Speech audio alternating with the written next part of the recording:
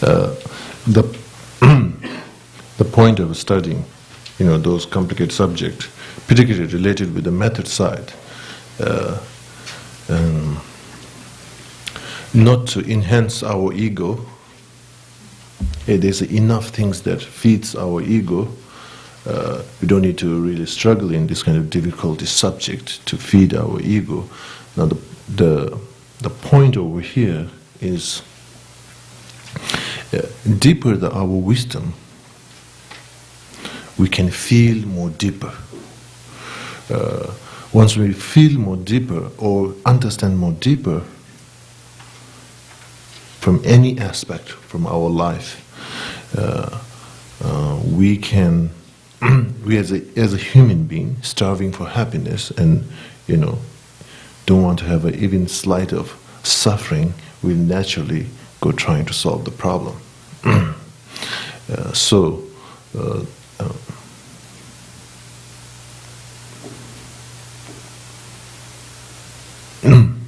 So far, in our day-to-day basis, what we can feel in a certain problem of our life still exists, but is not manifested. We couldn't really feel, like a problem of not, misunderstanding of reality. Maybe we can't really feel it. What we can feel is through that what comes, eight-worldly mind. That really we feel in our mind or in heart right now, we can feel the problem of the eight-worldly thoughts, that really the noise that made by eight-worldly mind that we can really hear very clearly. So basically, if we just trying to, of course, just simply dealing with the eight-worldly mind can be really happy life. In this life is no doubt.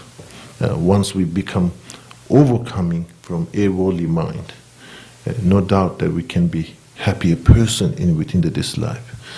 But still the problem from the Buddhist point of view, from the Nagarjuna point of view, from Vajradhara point of view, the root of the problem is the misunderstanding of reality. That we carry from not only from this life, from lifetime to lifetime, and also but repercussion of that we brings for our friends and family also. So therefore,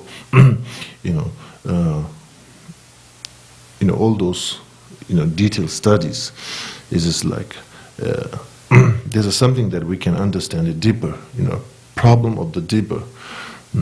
Like when we go to see let me say like a doctor. We see, when doctor looks, maybe they are not so very shocked or surprised in the manifesting level of whatever problem in the physical. They might go more deeper. What's the behind that cut inside, and really look, trying to curing more deeper way. Why the doctor looks from that angle? Because there's a more deeper understanding. More deeper understanding.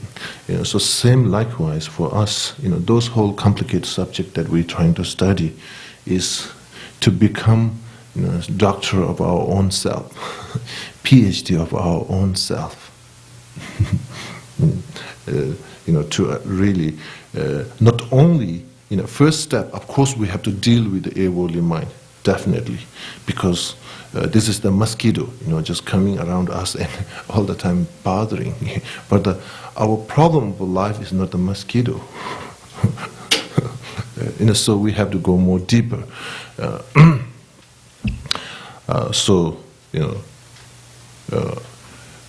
This text that we are studying, I'm trying to work with the PowerPoint. I don't know if it is helpful for you or not, but I'm trying all the time. At least we can bring some different graphic of image to wake you up. Okay.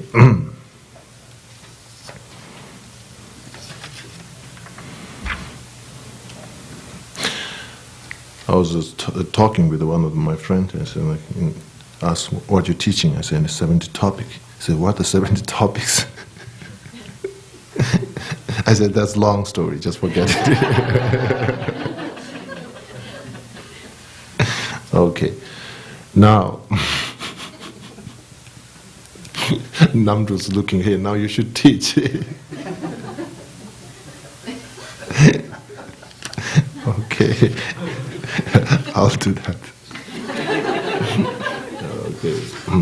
So, just to go reviewing, these are the 8,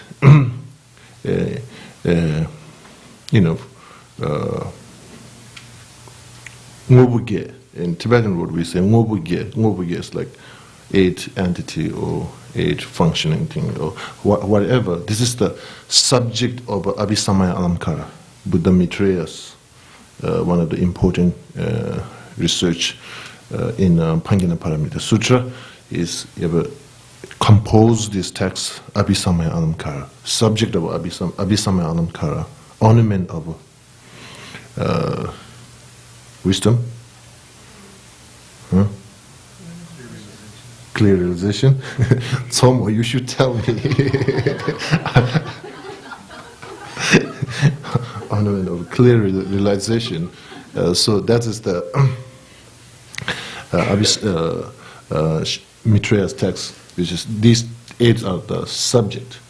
So we complete the first chapter, Exalt know of the aspect, we completed roughly. Then second chapter is a know of the path, which in Tibetan word we say lamshe.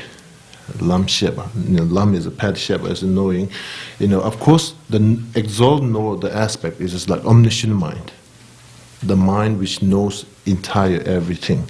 The mind that which knows the ultimate reality and conventional reality. Mind that which overcome from all the obstacles that which we are wishing to obtain that.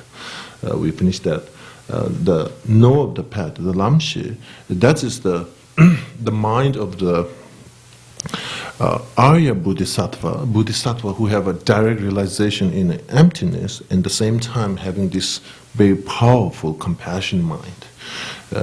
So Arya Bodhisattvas and the minds are all the time, support or hold it by direct realization in emptiness.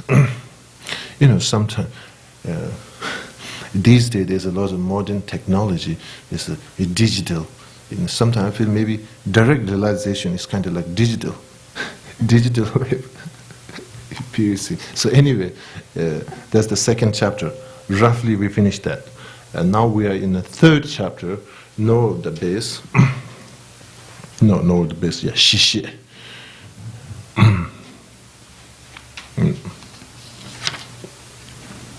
Okay. Here.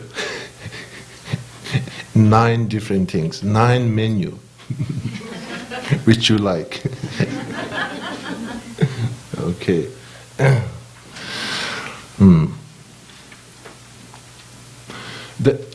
Let me go like overview for this one. There's 3 categories. Let me make that, and the number 9, Maya and the path of seeing. That's the result. Where we want to go. Maya and the path of seeing what? Seeing ultimate reality, seeing the ultimate nature through the direct perception. That is the result. And the 7 and 8 is the training. Really, how to reach. And how we can able to come through, overcoming those conceptual, obscurations and able to really experience the ultimate reality directly, without non-dual, certain these kind of things. Anyway, now these 2 are the kind of the practice level how to really do it. Now, number.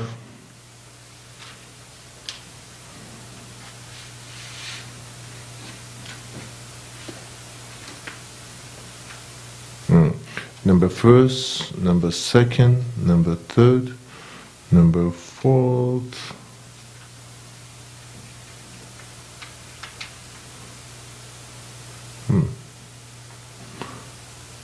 Shebesalamini Velamshi, Ningji Shilamini Velamshi, Dimna Rimishishi, Midinshi. Okay. There's another 6, from first to until 6, is really, describing from number first until number 6 is basically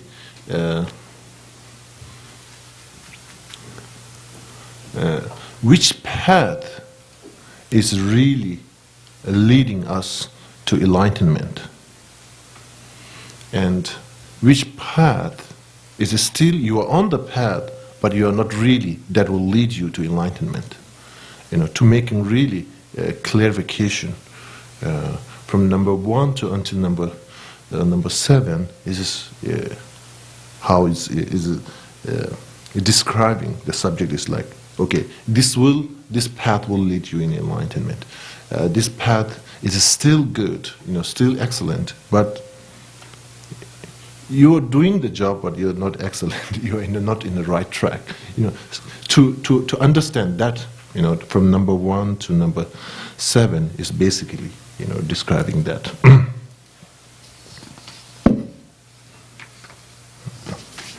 Okay.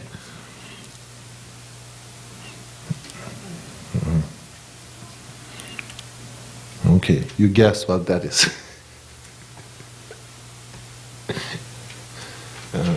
So, as last time we talked about, know the path of Nyintugi Lamshi Be Lamshi, know the path of the here, know the path of the solitary realizer, know the path of the Mayana. So, to really to understand a little bit, let me go back to root, which is the first turning of wheel of a Dharma, which really, from the wisdom point of view, it teaches selflessness of a person. Selflessness of a person, in terms over here, is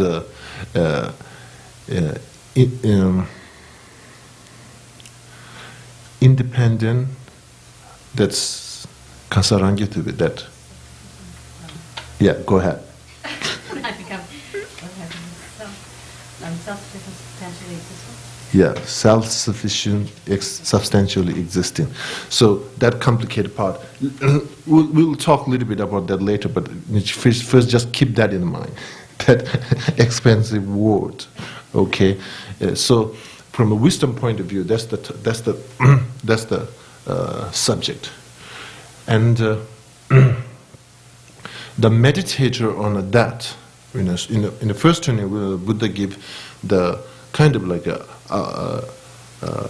relative kind of ultimate truth is a selfless. The person which is the most meditator is a hearers, Ngintu hearers. And from that point of view, from that Buddha's first teaching, the tenets, there's 4 Buddhist tenets. The first two Buddhist tenets, or the thesis or the tenets, is rooted in the first turning of Wheel of Dhamma, Vaibhashika and Suatantika. Those 2 schools are, came through the first turning of Wheel of Dhamma based on a reality, ultimate reality based on the selflessness of a person. So now the second turning of Wheel of Dhamma, the main subject from the wisdom point of view is the emptiness, and basically a meditator on that topic is a Mayana practitioner. And based on that Buddha's second turning wheel of Dhamma, the Mayana tenets, which is Madhyamika Prasankika and the Madhyamika Sovatantika, those 2 different tenets.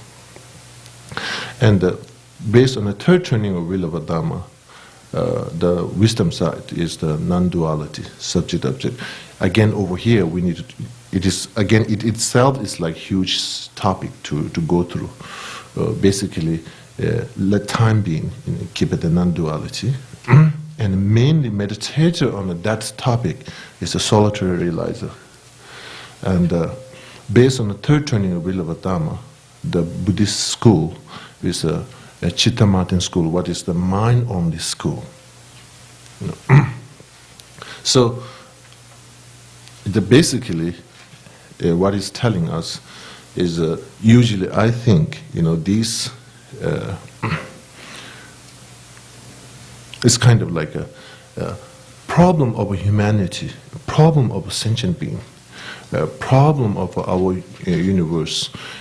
Each those schools have a different discovering or diagnosing. Like, okay, the problem of a universe is ignorance of due to not understanding of selflessness of a person.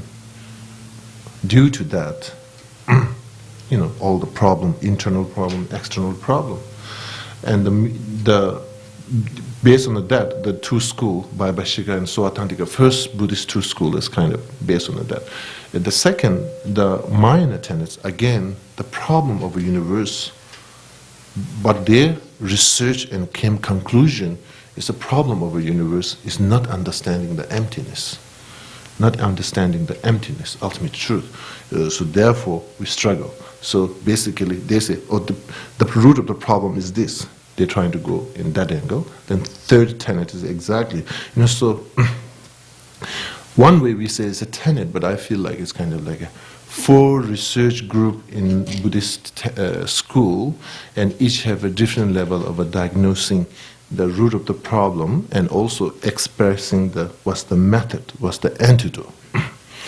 And based on that, there's a different practitioners have different, karmic connection and so on and so forth. So they have different meditators. So the first one we call hearers, the Mahayanas, solitary realizer.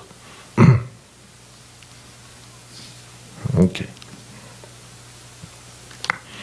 So now,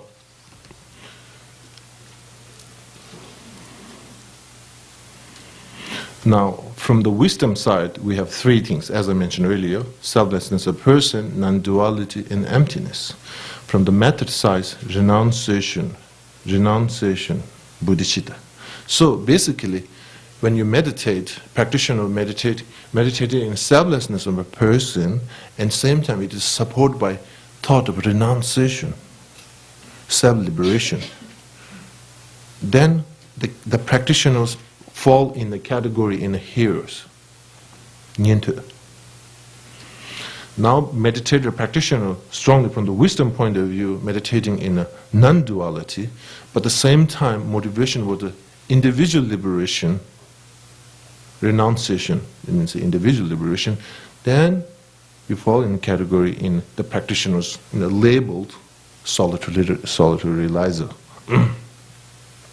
Then, of course, the practitioner who really wants to meditate in the emptiness, from the wisdom point of view, then from the method point of view, compassion, bodhicitta. Motivation was to willing to liberate everybody, not self, not individual. Less sharing the peace, willing to share the peace. So that kind of motivation, and from the wisdom point of view, meditating in the emptiness, then you practitioners call Mahayana practitioner.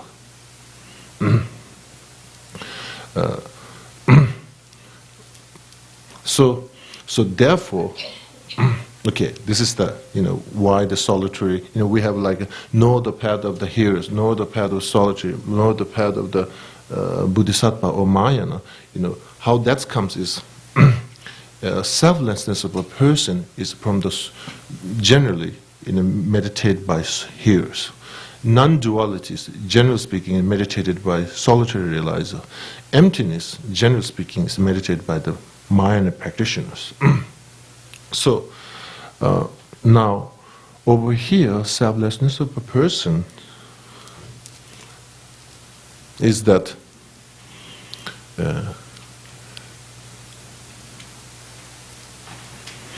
we have a feeling that we have this center over everything, but at the same time, that if there's a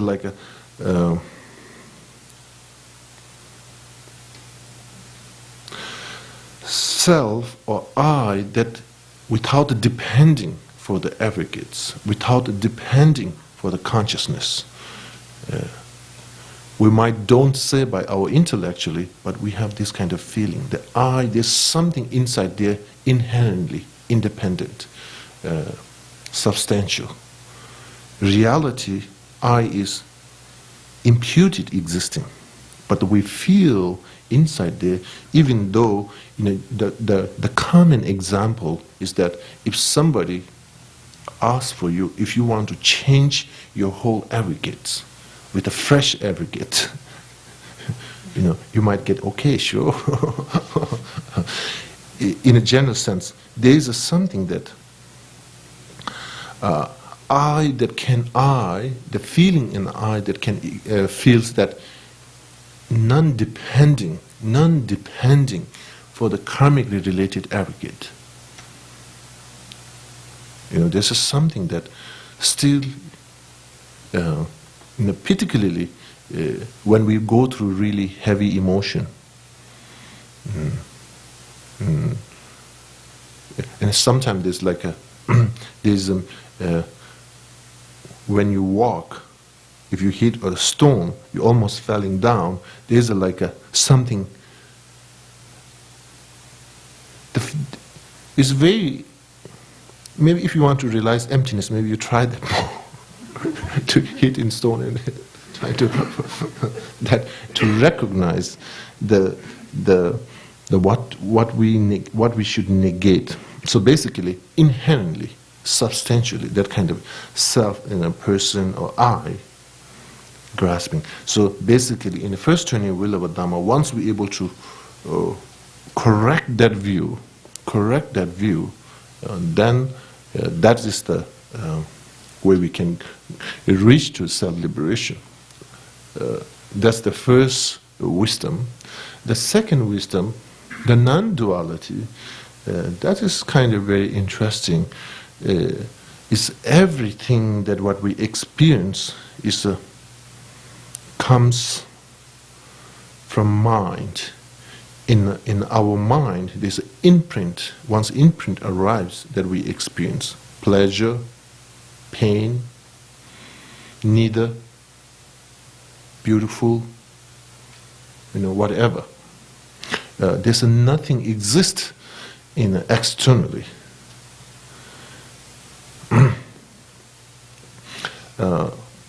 Basically, it's like everything exists.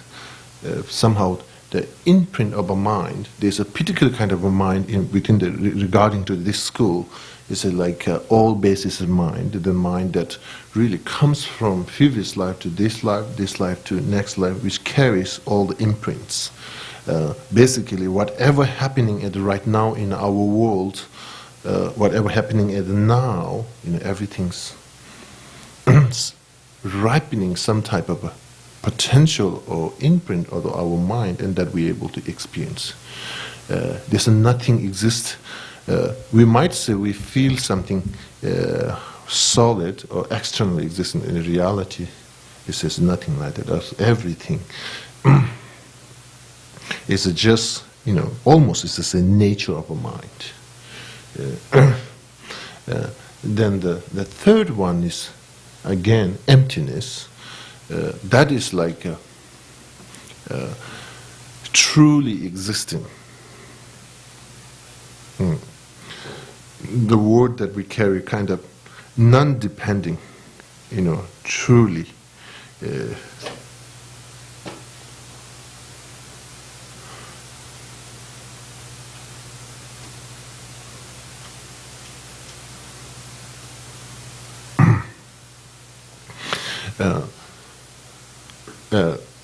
Let me say example. The second one, the wisdom of the second, non-duality. The example is like a dream. Things are everything is like a dream. You can feel it, you can see it, but there's nothing that you can really get it and touch it.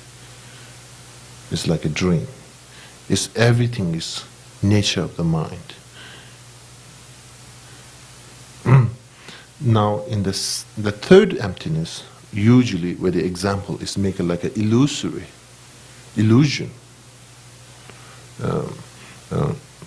It's things to happen, when you go to like a musician, there's a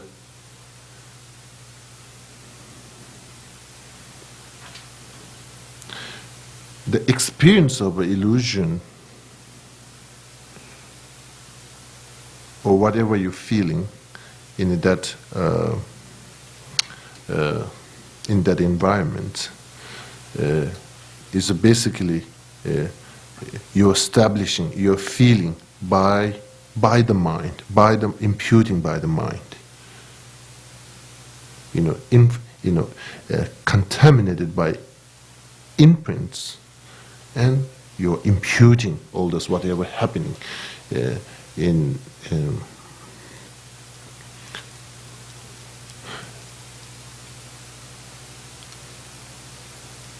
let me say it this way.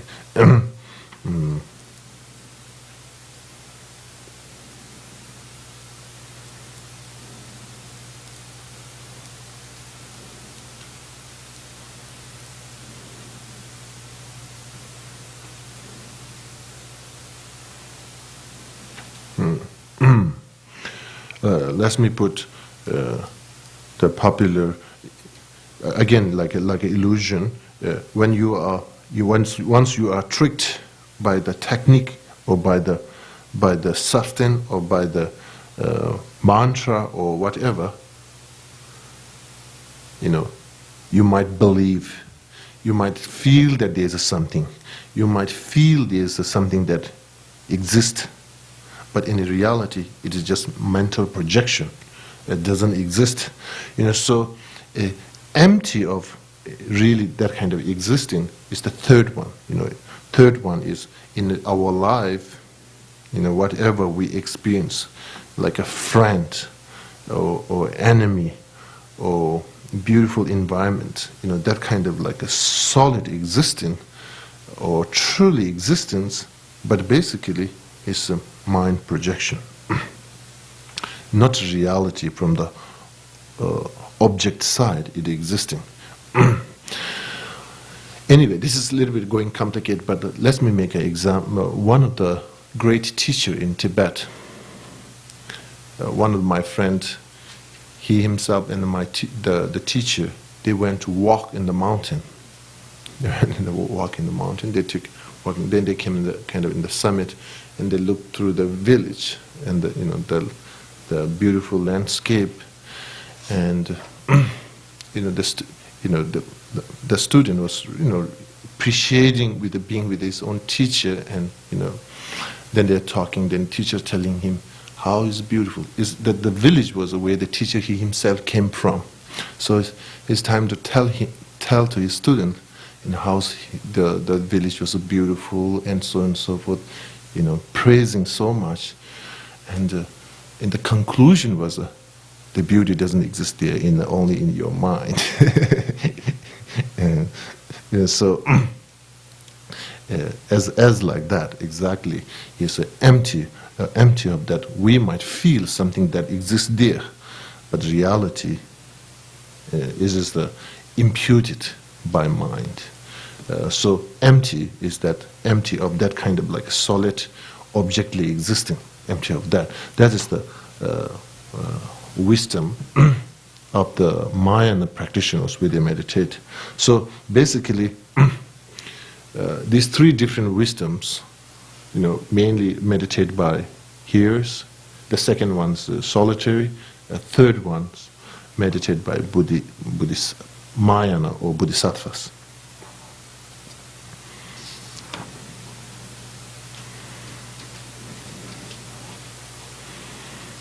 Okay. Now, Bodhisattva. Now, Bodhisattva is this, we all want to become Bodhisattva.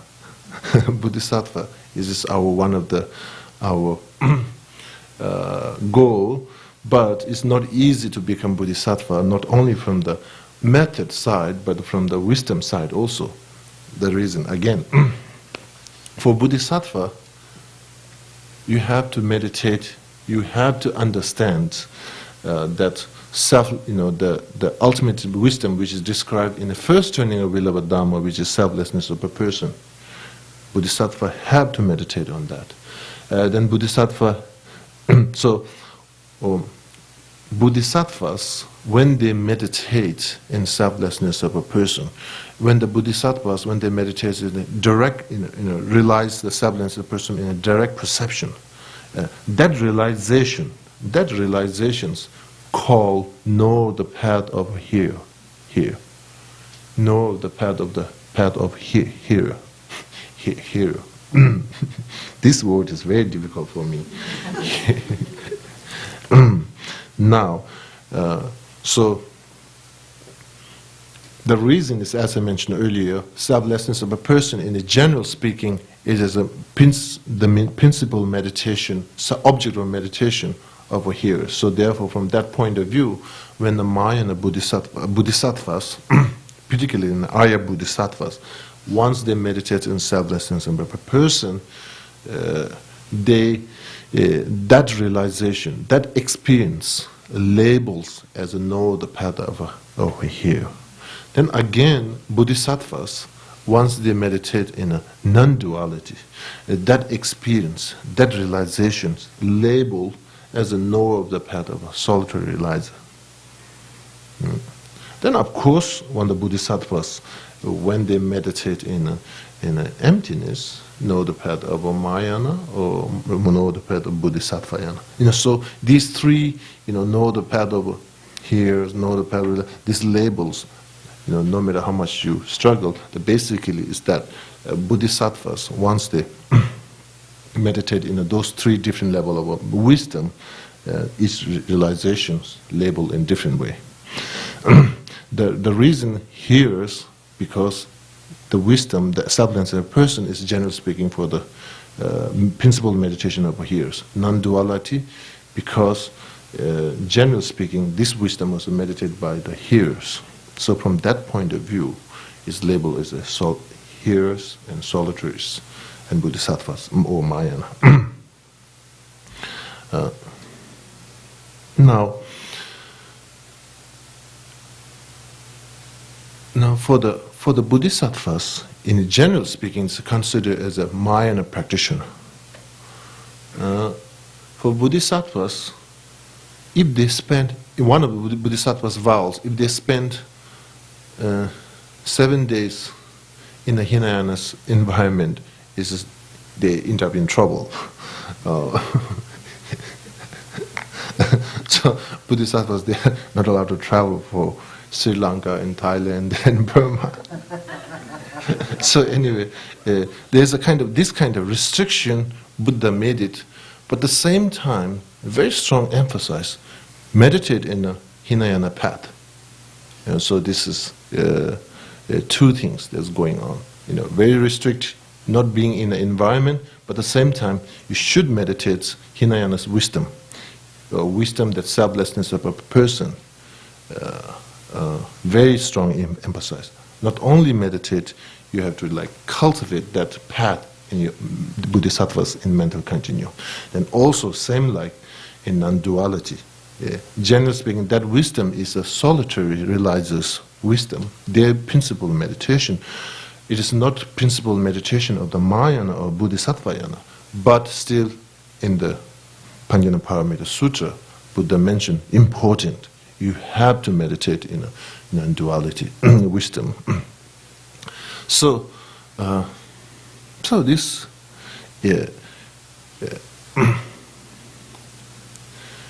still, if we want to become the Bodhisattvas, it is so important to become non-sectarian practitioner. Also. Now, concept of a non-sectarian is kind of very beautiful, very wonderful. Of course, it's very powerful, ideal, but if we don't able to go really carefully in this path of the non-sectarian, any angle, I think sometimes we might end up in confusion getting so many different information and a different experience, we might we might lose our final destination.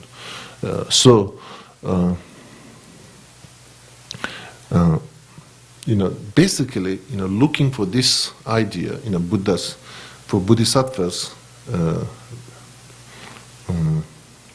you have to meditate in a lower path or hinayana path. It's important. Now, of course, for bodhisattvas, all those experience went through gradually.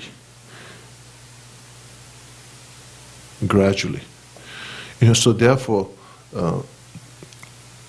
concept of a non-sectarian, in any case, I think once individual person simultaneously, trying to touch everything and trying to do everything, I think then that is the not really we are handling the concept. We are not really able practicing the concept of non-sectarian.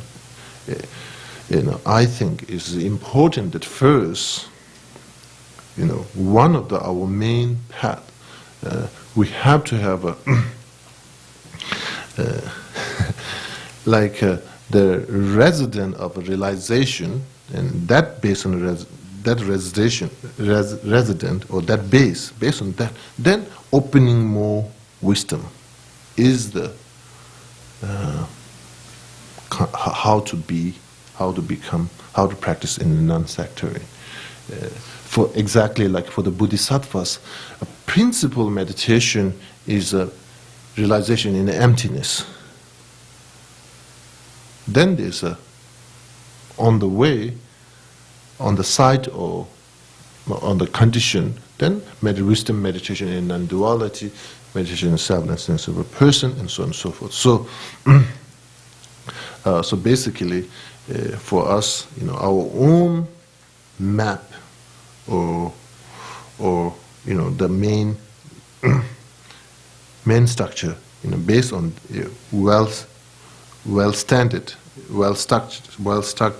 well-standing on that, then based on that, I think if you're able to open more windows of wisdom, then I think it's very good. But trying many different things and simultaneously, today this, tomorrow that. This is this is the one, particularly in there's one sutra, Buddha's mentioning Lamthamje Kyebarcha, Lamthamje Shebarcha, and that sutra is one of the main source of the not becoming sectarian within the Mahayana tradition and the Hinayana tradition. Then, of course, within the Mahayana tradition, we have different traditions. Tibetan Buddhism, we have 4 different traditions. Not becoming sectarian. This is the root sutra of a Buddha. Okay. Possible to clear something up? I'm wondering on the previous slide how that relates to the path of seeing. Is this happening before or after? Is one of these actually equivalent to the path of seeing? Like the Bodhisattva realizing emptiness, that's the Arya Bodhisattva, isn't it? Yeah, all of these 3, when we say know the path of here, know the path of when there's a title, know of the path, it is for reverse for Arya Bodhisattva. They've already attained the path of seeing, and then they're meditating on this? Yeah, exactly. They are already in the path of seeing in the Mahayana. All these 3 are. Usually, even bodhisattvas, they are not achieve a path of seeing. That means a path of preparation and path of accumulation. Even this stage, they do have a realization in the selflessness of person. They do meditate. It's not they started once they obtain in path of seeing. Then they're trying to start to meditate. It's not a case like that. In this case, because the category is a path of a knower, that only starts in a path of seeing. So just contact with that. But in general speaking, in the beginning, in the bodhisattvas, they do have meditate, they do meditate in selflessness of person and duality. Okay.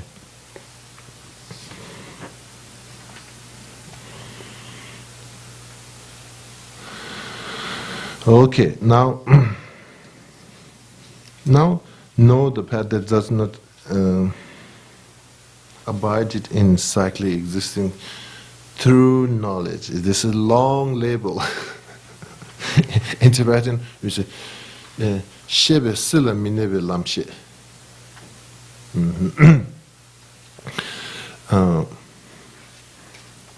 Let's go with the definition first. Realize the mind I have been of the type of that causes cyclically existing.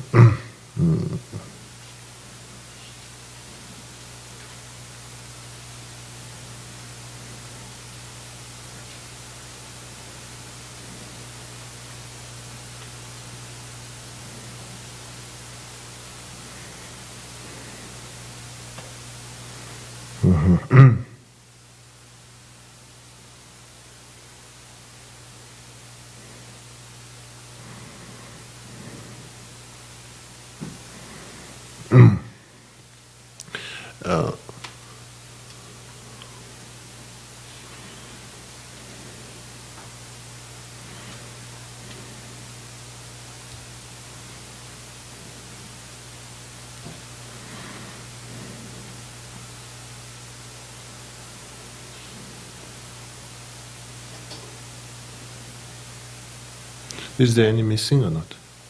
Ramdo?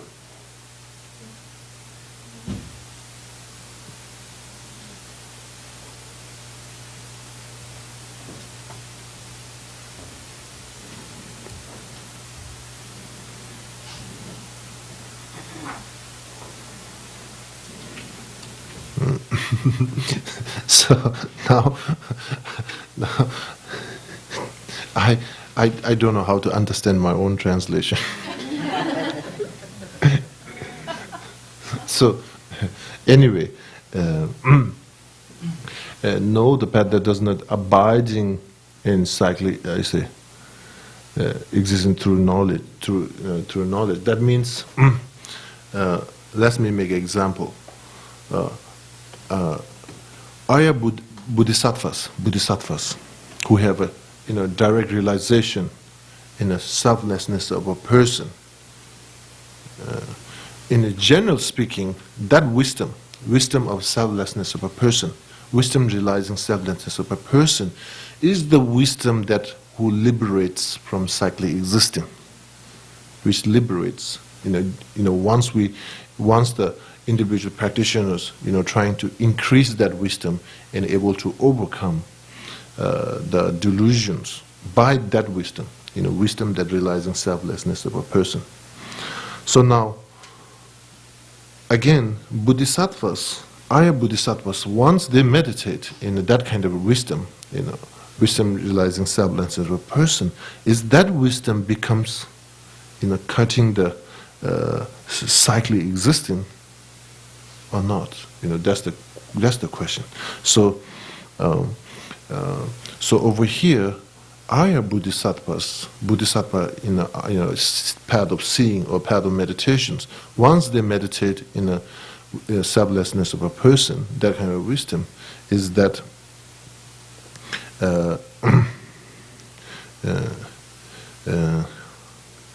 is not really, they're trying to overcome from cyclically existing.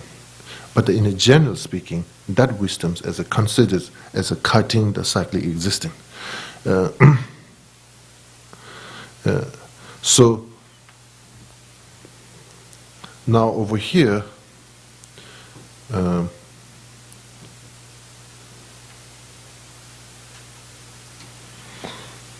meditations, Aya bodhisattva's meditation in selflessness of a person is shebe sila minebe lamshe, shebe sibala mineba, non-biding in samsara or cyclically existing, but still not overcoming, not really eliminating, not really liberating from samsara. Because one of the Arya Bodhisattvas wisdom or realization that carries that due to supreme compassion, one of the bodhicittas, what they achieve in a path of seeing, that makes the bodhisattvas to reconsider abandoning the cyclically existing samsara. They're trying to take a rebirth in samsara and really come down and able to help. But still, they are meditating in the selflessness of a person, which the wisdom that really cuts the cyclically existing. So so this is Shebe Silamini Lamshe. This wisdom, meditation of wisdom, as a general label, as a Shebe Silamini Lamshe, non-abiding, cyclically existing through a knowledge. Through the knowledge. But from the compassion point of view, from the bodhicitta point of view, Arya Bodhisattvas, they really wants to take a rebirth in a cyclic existence and wants to abide in a cyclic existence and able to help for sentient being. So,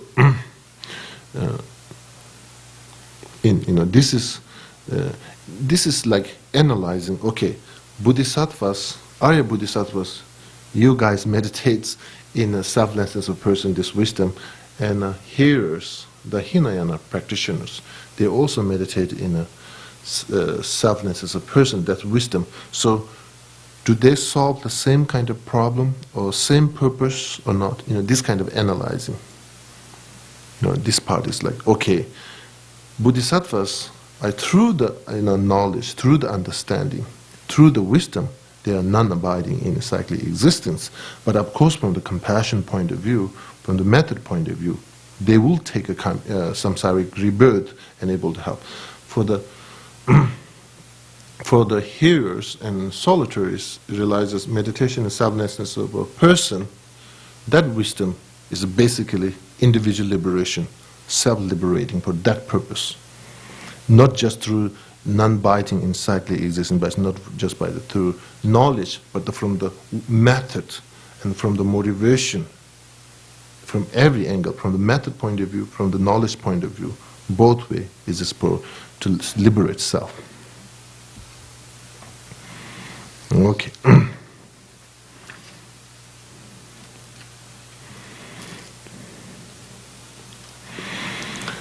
Now, non-abiding in the nirvana's peace through the compassion.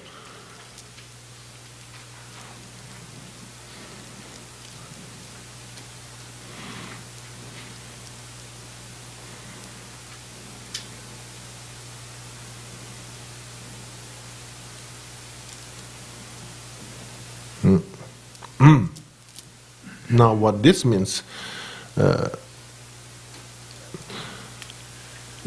usually compassion, the karuna in Tibet, in the Sanskrit word karuna, there's some kind of words carries that seizing the peace, negating the peace. Negating the peace in terms of individual. So over here,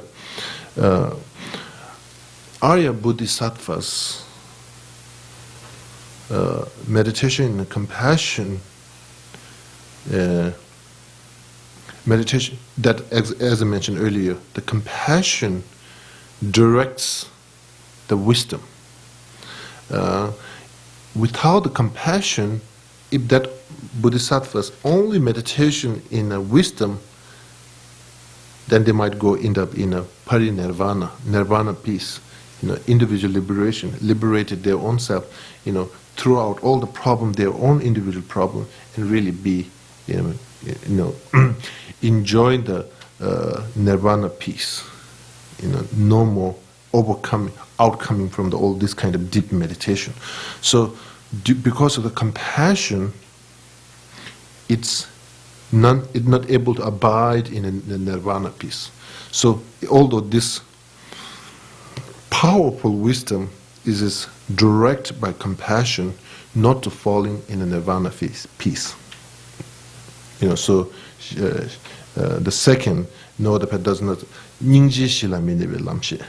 So basically, Arya Bodhisattvas, because of their experience, any wisdom they experience through direct perception, it becomes very deep experience and very powerful experience. So therefore, it needs a very careful direction. It needs a very well thought it direction. So otherwise, it becomes naturally, it can, cut the root of the problem, which is the ignorance, individual problem, may fall in a parinirvana, just individual liberation. So compassion is the one of the main method that really directs entire realization to which kind of purpose. So basically, in this case, not to parinirvana, nirvana peace. Nirvana peace is individual peace. That there's not that much concern involved in another sentient being's problem. So therefore,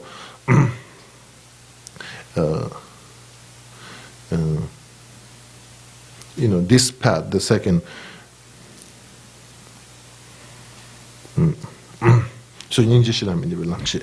So you'll get that.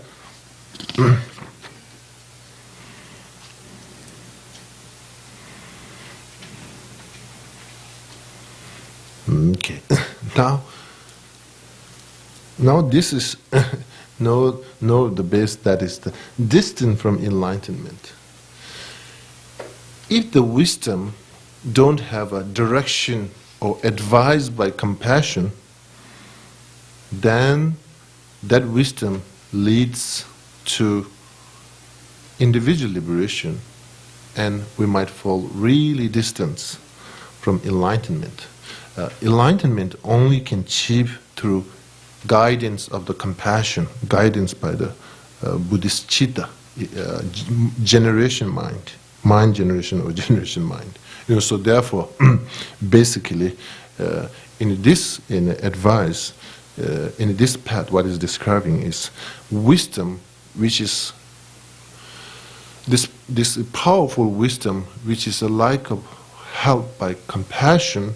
Then basically is, although it's powerful and able to powerful enough to cut the ignorance, but still it becomes distance from the enlightenment. You might fall in individual peace or parinirvana.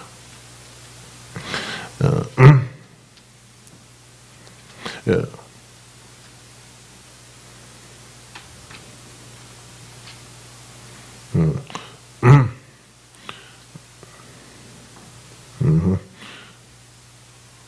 Okay.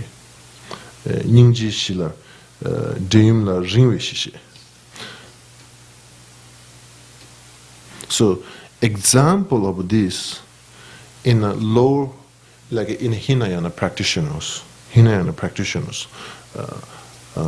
once they meditate in a selflessness of a person, and that wisdom is not holded by compassion, and that wisdom is not also supported by deeper wisdom or wisdom of realizing our emptiness. So basically, due to this kind of lack of condition, has become a distance for enlightenment. Okay, so the conclusion of this is basically to become closeness to, if we want to achieve enlightenment.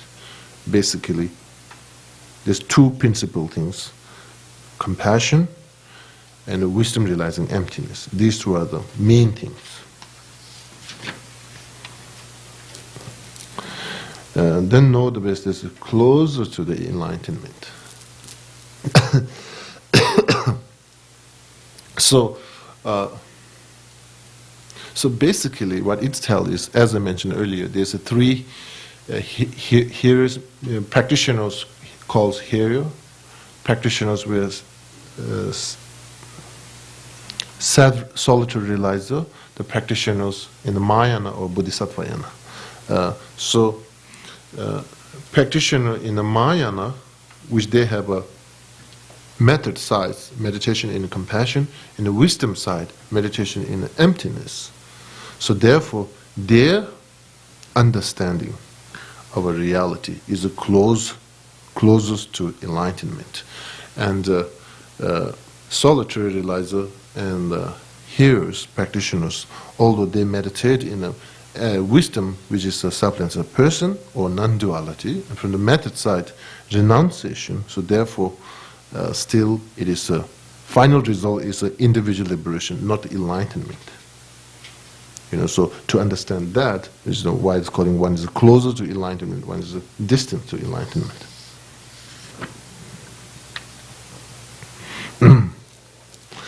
Now, note the base with the discounted classes. Okay. Mitun choki shishe, again, this is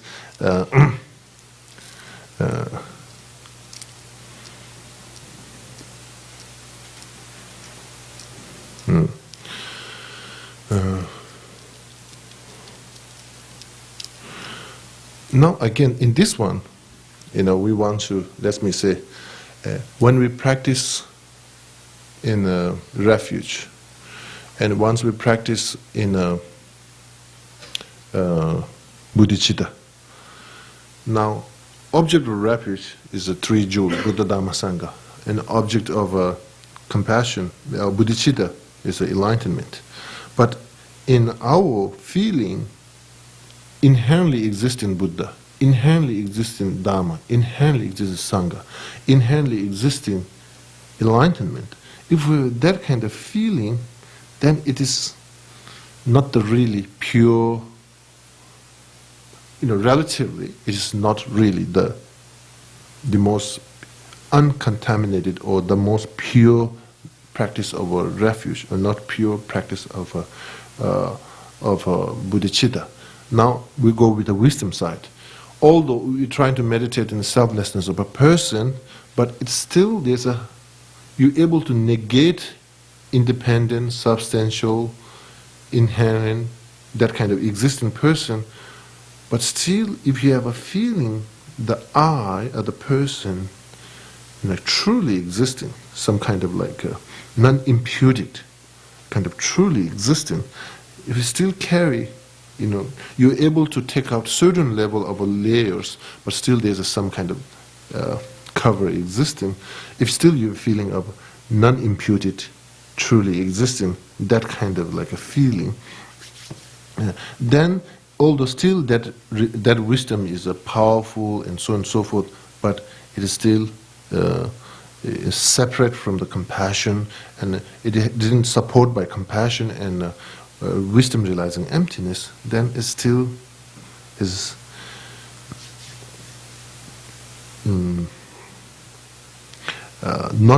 it is not gearing towards to the enlightenment. It is still it becomes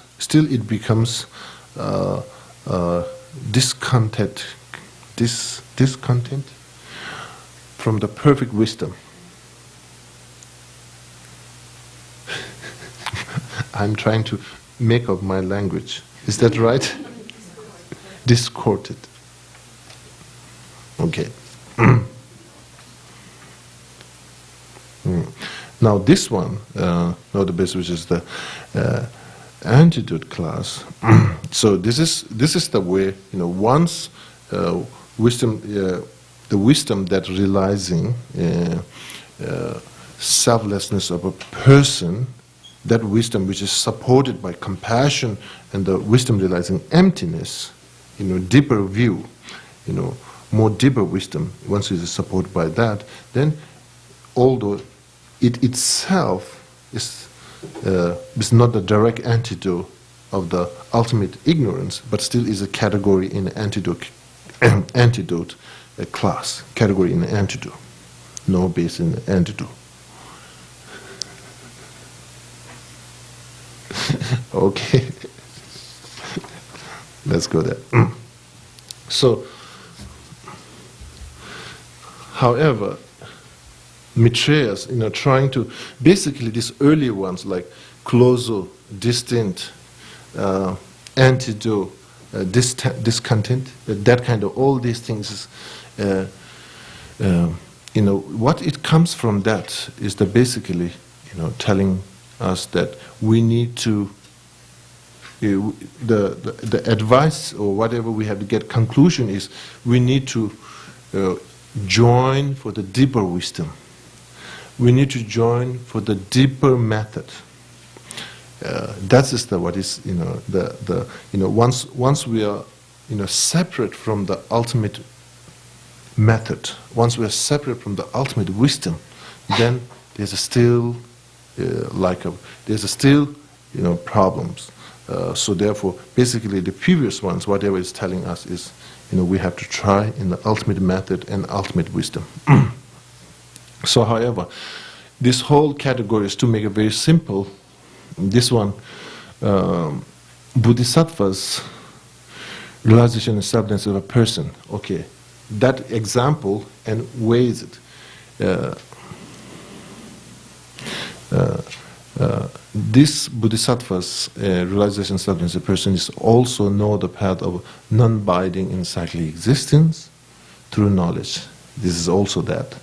And this wisdom is also know the base to close to the enlightenment, and know the base of the know the base that is of the antidote class. So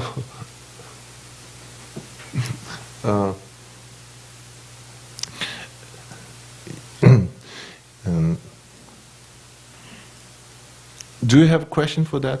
Arya Bodhisattva's realization in a self-knowledge of a person is a Sheve Sila Mineve Lamshe, the first one.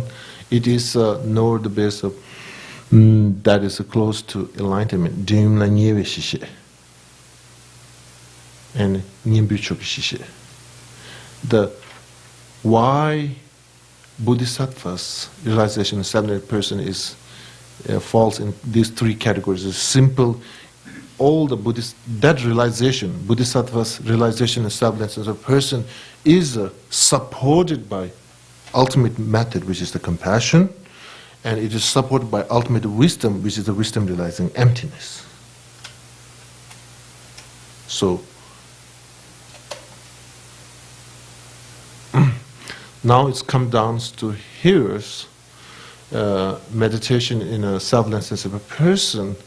It becomes a distance from enlightenment, and discordant. Yeah, the basically simple reason it is that realization is not supported by ultimate method, which is the compassion, and ultimate wisdom, that wisdom realizing emptiness. So then it looks like there's some knowers of bases who are not Arya Bodhisattvas. Which one? The bottom part. Those are not Arya Bodhisattvas. No. The lower two are more in a Hinayana practice. But they're still called knowers of bases? Oh, no, the base that is the distant Dyumla. Yeah, Shishe means no, the base is like Shishe. Shishe is all the Arya beings have this realization, know the base. The know of the path is only Arya Bodhisattva. Know the base, if there is an Arya, know of the base is all the Arya Buddhists, all the Arya, not the only Bodhisattva.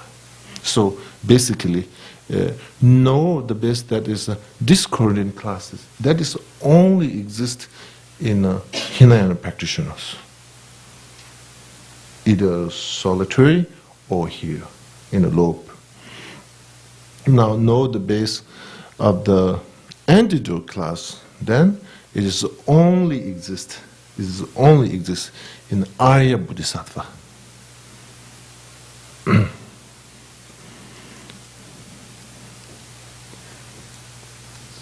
Okay. Okay.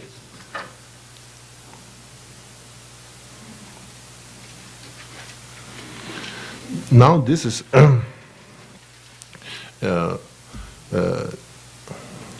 know the base. This is this part is basically there's a establishing the emptiness. Understanding the emptiness of conventional reality and emptiness of emptiness.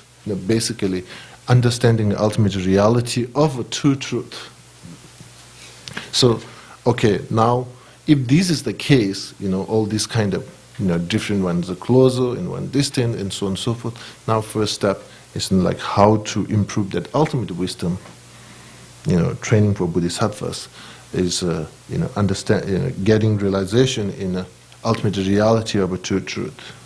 That is the training. Then there's a that training involves not only self, all the phenomena, aggregates, skandhas, and the consciousness and path, realizations, and so on and so forth.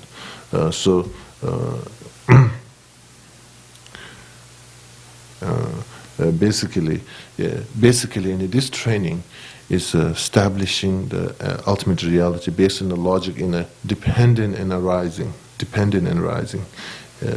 and also examples such as there's like reflections and dreams and echo. Echo is very interesting for me.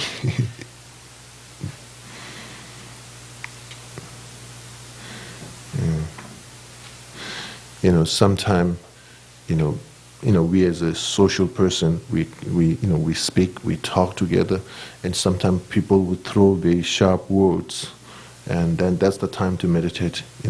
It's like an echo. So, basically, in this training, I don't want to go more details. Basically, establishing the third training of will of a Dharma. No, the second training will of a Dharma. The wisdom is the emptiness of independent existence. So basically, it is bodhisattvas going deeper wisdom, training on the deeper wisdom. Not only wisdom that silences of a person, but the wisdom of emptiness, in a deeper wisdom of training. And of course, on the also it involves in a compassion level. Each stages there's a more it enhancing or improving more and more. So know the base of a training. Principle this is basically meditation is more strong in emptiness. Now the one thing we might ask the question, early time, basically there's a more in the compassion side of which, as I mentioned earlier, compassion guides the wisdom. So if this is the case, that mainly training time we should talk more about the compassion rather than talking in ultimate wisdom. We might get that question, but over here, to get really deeper compassion, we have to have an understanding. There's two things.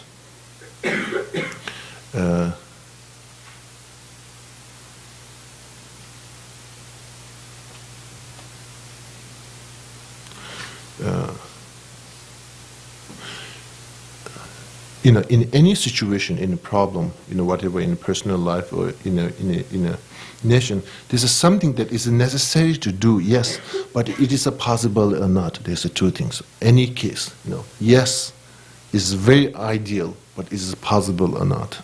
There's two things. So, particularly in the bodhicitta, the mind which make a decision like yes, want to obtain enlightenment. To come to this kind of conclusion, first it have to find yes, it is possible. once you say it possible, like first it is necessary, then it is possible, then third you have to make a decision. And so to get the second one, it is a possible before making the decision, the bodhicitta mind, the making decision. To get the third one, the second one, the possible. Yes, it is wonderful, but to making that is a possible only makes through the understanding the ultimate wisdom. Understanding that there is an antidote for ultimate ignorance. Once that gateway understands, then there's a bodhicitta. The ultimate method or the compassion is really the decision making can happen. So basically,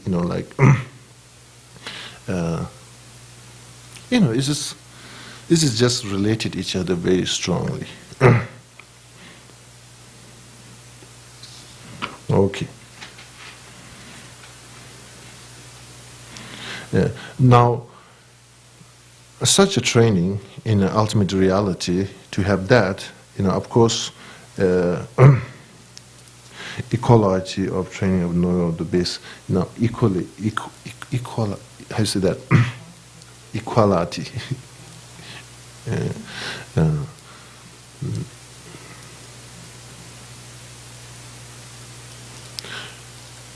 Since we are so familiar with the conventional reality, and we distinguish, particularly, different judgment, different way of perceiving. We have such a strong, this kind of conceptual feeling. So before we jump in the emptiness, going through this kind of one extreme, from our side it is extreme, but to get there, we have to have a training of equality. That means some kind of like so familiar with the conventional reality, like this and that, and kind of like very different categories and so on and so forth. But training in equality is, to really slow down, to really calm down at that kind of like really conventional feeling, very grossest level of imputing, to calm down or to slow down that. That's, sometimes this is the problem for us. We trying to do meditation in emptiness, based on our own understanding, and even in sometime in the meditation, in a session, we might really able to bring some space, but once off session, then we return in same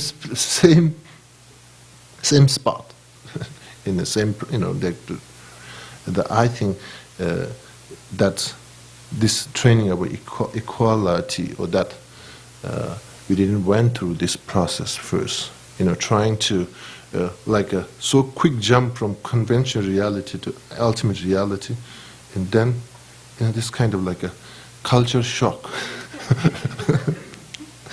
Then I can come back and say, so basically this training, to really to get in a Bodhisattva's training in ultimate wisdom, in ultimate methods, first we have to get in training in equality. Okay. Then of course,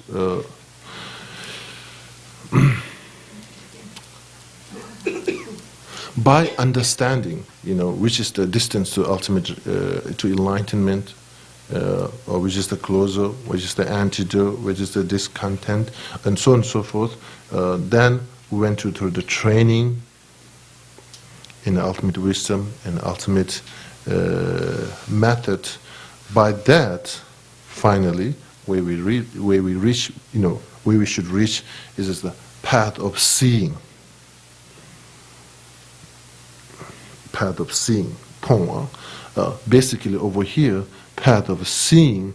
That means path of seeing the emptiness, ultimate reality, without conceptual, direct experience.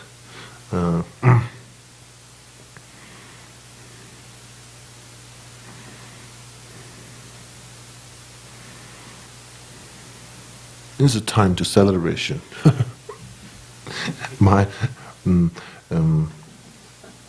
path of seeing.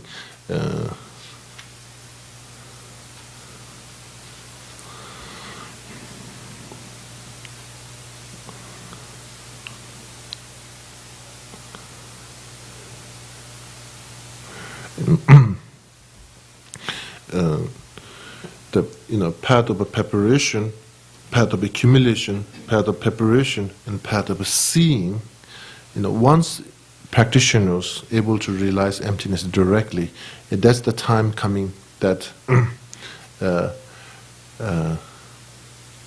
cutting the ignorance. Time to coming that cutting the ignorance. It starts once the path of seeing. Once they have a direct realization in emptiness, that's the point of starting that you're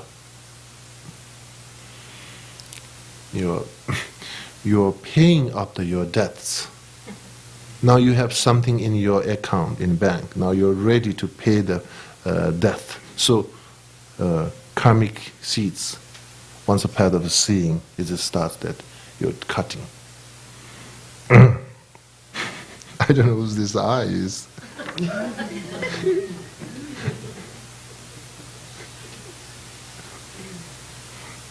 Definitely it's not Tibetan eye. Anyway, it's a beautiful eye. Thank you.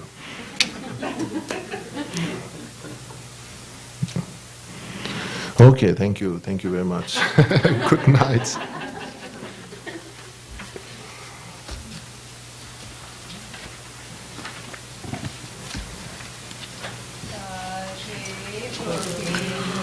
Me do do ji ra len je nin de gen ba de zang je jin de mi de be ba yi do ge nam da jin da je ba ju tam gu ra na men da la ga ne